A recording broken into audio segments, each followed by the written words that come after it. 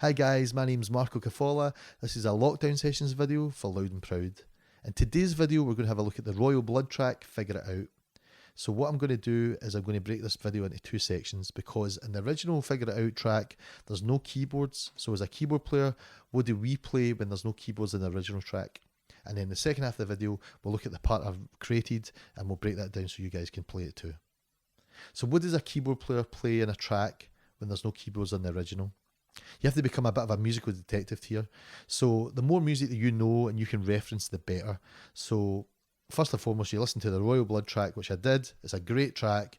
And what jumped out at me was the guitar sound. It just sounds like Jimmy Page from Led Zeppelin. Whole lot of love. That's it. It sounds great. It's a big influence for them, obviously. So straight away, I was like, okay, Zeppelin, mid to late 60s. What other sounds did they use in their band? Did they have keyboards? Well, they had some organ in some tracks. They had some Mellotron. So I was like, okay, let's use them. The other part is, what happens if you don't really know their influences, if you can't pick that out yourself? So what I did was I went to their band page, their bio page. A lot of bands will put down who they're influenced by, and that can be another clue. So they've listed bands like the Black Keys, the White Stripes, Arctic Monkeys, and they actually mentioned Jimmy Page by name as well. So I knew straight away there was a Zeppelin connection there. So these are great ways that you can figure out what sounds to use.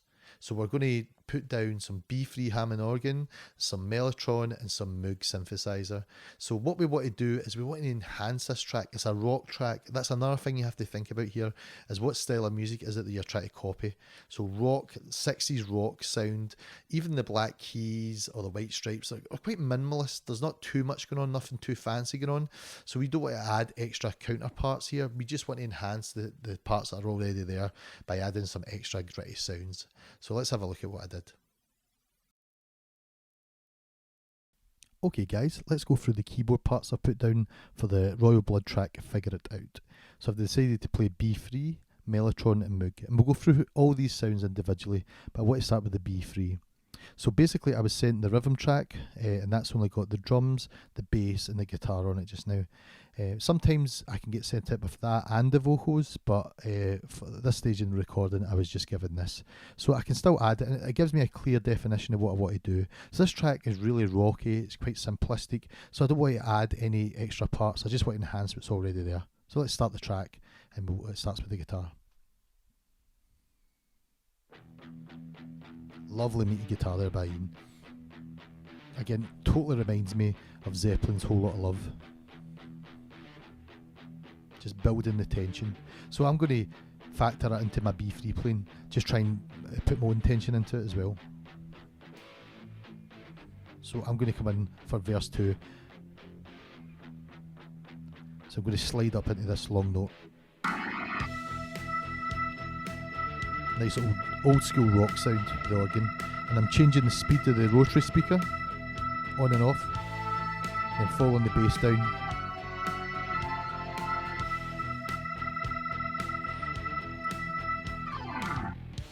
Breakdown. Again, I'm not doing anything fancy, I'm just enhancing what's already there. Bringing it back in again, just long notes for the tension. And then a bit fuller in the chorus.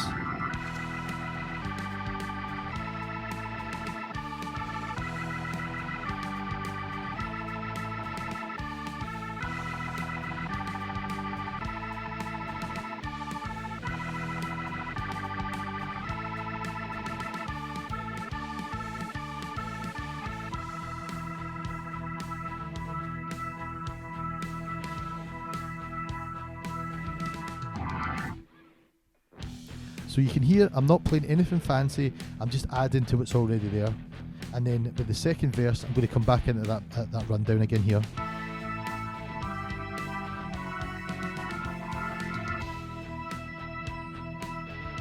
Right into the chorus.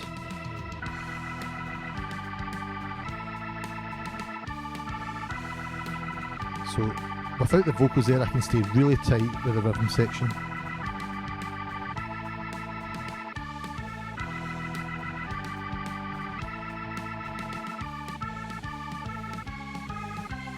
A great little turnaround. And then I'm sliding off of the drums here.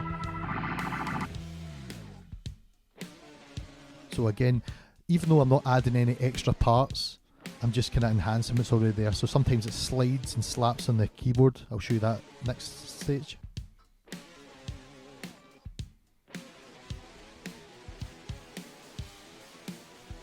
More tension. Slide up to the note. Band sounding great. Jamie McGrory on drums, Marcus Coddock bass, Ian Thompson guitar. And now I want to get in this action.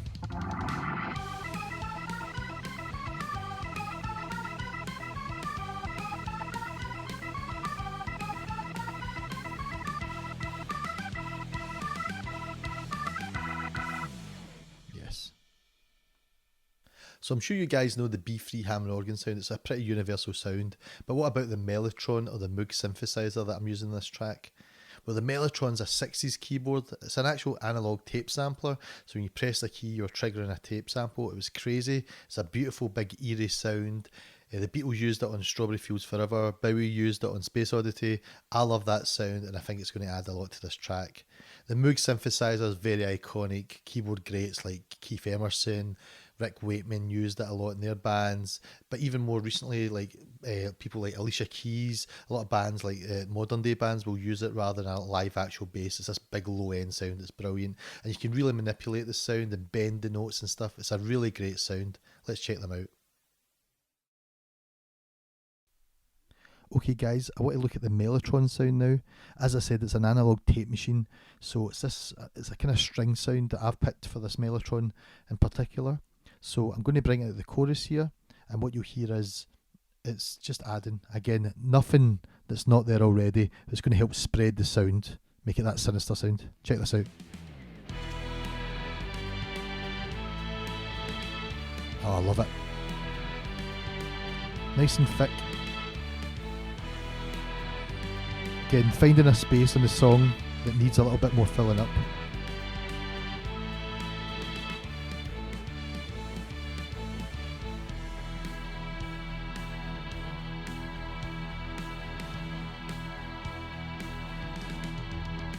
Simple. So let's just skip to the end here. And what I do is, when the organ comes in with the high note, I'm going to go low with the Mellotron to give it top and bottom. Yeah, that's sinister. And then what I'll do is I'll just join in with the riff. Great, check this out.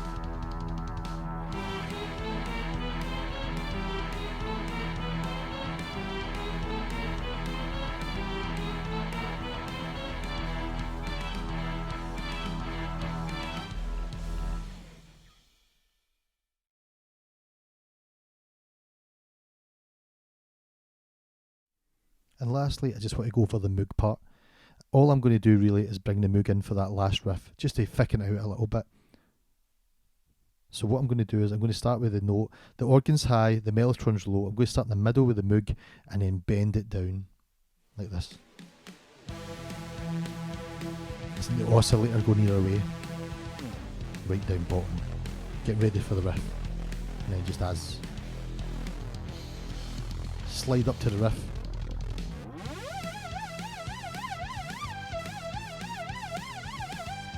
So there's like a siren going off, adding to the badness of the song.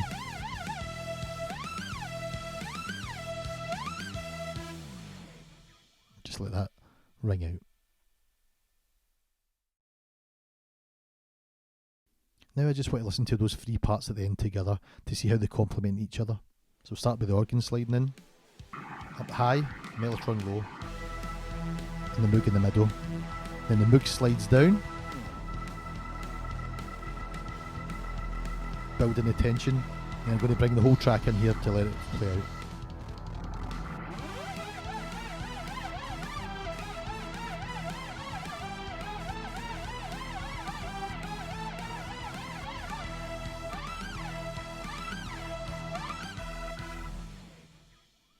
And that's it. Obviously there'll be a lot lower down when it's mixed properly, but I just want to let you hear how it all complements the song.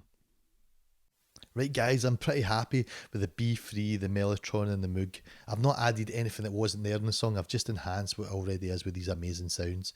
So let's have a look at how I played them and I'll show you how I did it. Okay guys, I just want to go over the B3 part and how I'm playing it. So it's not a complicated part, but it's about playing the right part for the song. So we're going to have some fun now. So we're going to do some big organ swells like this. Just love that. So all you're doing is holding a bunch of keys down low and then riffing it right up to the top. And then holding that top E note.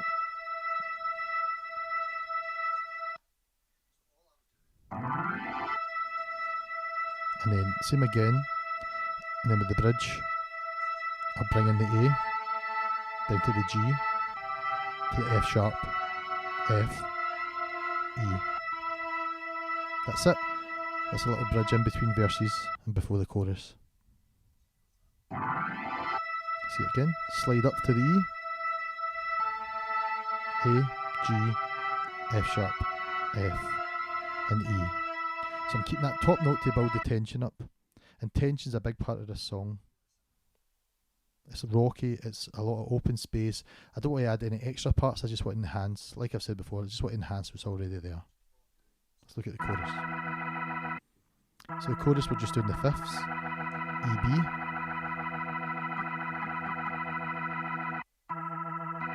E, B. And then we just go up to the G. G, D. A, E. And then just go through that, the fifths. E, G. And then the last little bit, D, A, E. That's the chorus. Again, just nice and girthy to get through that. Just adds to the chorus.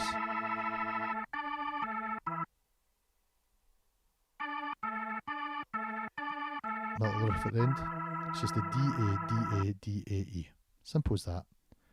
So again, I'm using the rotary sound speaker to get faster and slower. Especially for the choruses.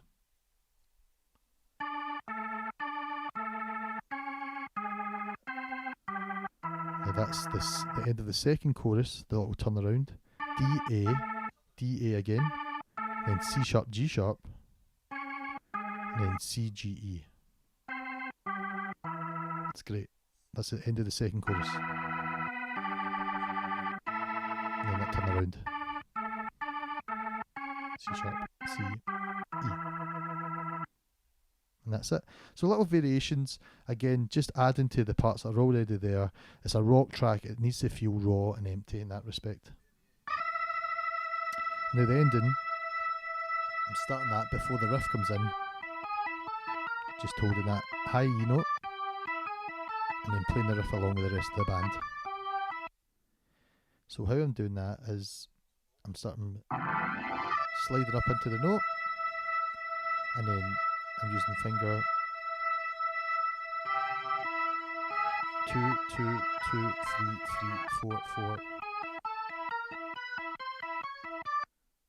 So fingering wise, you want to go 2, 1, 2, 1, 2, 1, and 3, 1, 3, 1, 4, 1, 4, 1, 5, 1. So the notes G, G sharp, A sharp, B, C, C sharp, D, E. And then it takes us there. 2, 2, 2, 3, 3, 4, 4, 5. So it's nice and pumping. And that's it. Nothing too complicated, not distracting the song. It's a raw, just get the feel of the song, and we're just adding to what's already there. So we can play our part without getting in the way of the song. Okay guys, just like the organ, we're going to do the fifths for the chorus. Just like this. E, B. Single note on the left hand. Into the G, G, D. A, E. Single note is D, A, E. That's it. That's all we want to be doing. Just like the B3 organ part, except we're putting it lower down the keyboard. So the second part is we're going to come in at the bridge section. Keep the high E again at the top, and then the A.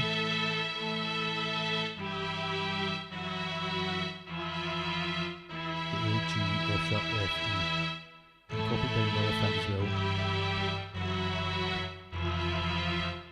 Really simple. And then we'll look at the last section. Again, all the same as other parts. Low E, down there, and then same fingering, 2 1, 2 1, 2 1, 3 1, 3 1, 4 1, 4 1, 5 1.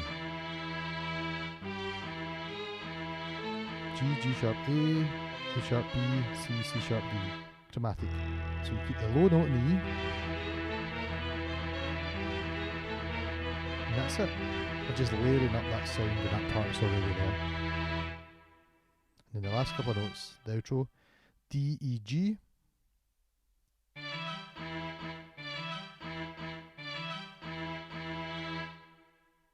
Okay guys, let's go through the Moog part. So the Moog is this sound. Yes. The oscillator, you hear the oscillator moving. And this patch is called Follow Keith. It's on the Nord itself. I'm not lucky enough to have the Moog that it was originally played on. But Keith Emerson made this sound really famous with the band Emerson, Lake and Palmer. So what I'm doing is the glide function. If you hold one key in and then let go, but keep a hold of the other one, you get that sliding up and down, just like we did with the organ, that kind of glissando sound. So it's the kind of glide legato. So I'm taking it down an octave. So this is the start of the outro. Before the riff comes in, I play.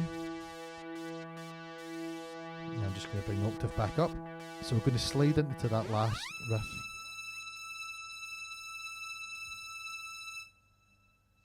And then what you do is you play the riff. But like I'm doing here, you'd want to hold in, like we did with the slide up. If you hold that E in and then play the riff, you hear it sliding up and down between notes.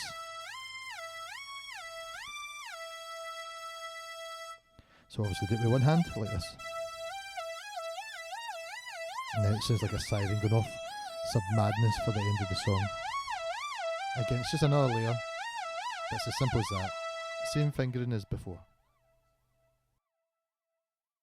And that's how I would add keyboards to a track that doesn't have keyboards on the original. I'm really happy with the sounds I've came up with, and I've been really respectful to the song, because all about serving the song. All I've did is add some iconic sounds that are synonymous with that style and that era of music. So it's very 60s influenced, and it's very minimalist rock influenced as well from modern day. So all I've did is add that B3 sound, the Mellotron and Moog. I've not added any extra parts, I've just enhanced what's already there. That's what you can do as well. Keep listening to things that you love listening to, and even the bands that you love, listen to who influenced them, and you'll get a bigger picture on how they write music and they create their sounds. See you next time.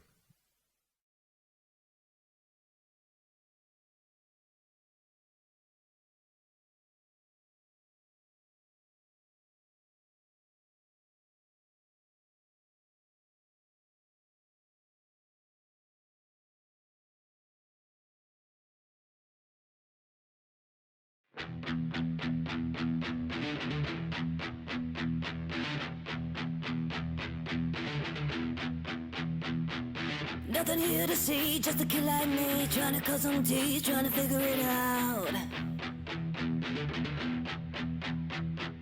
Nothing better to do when I'm stuck on you, and I'm still here trying to figure it out.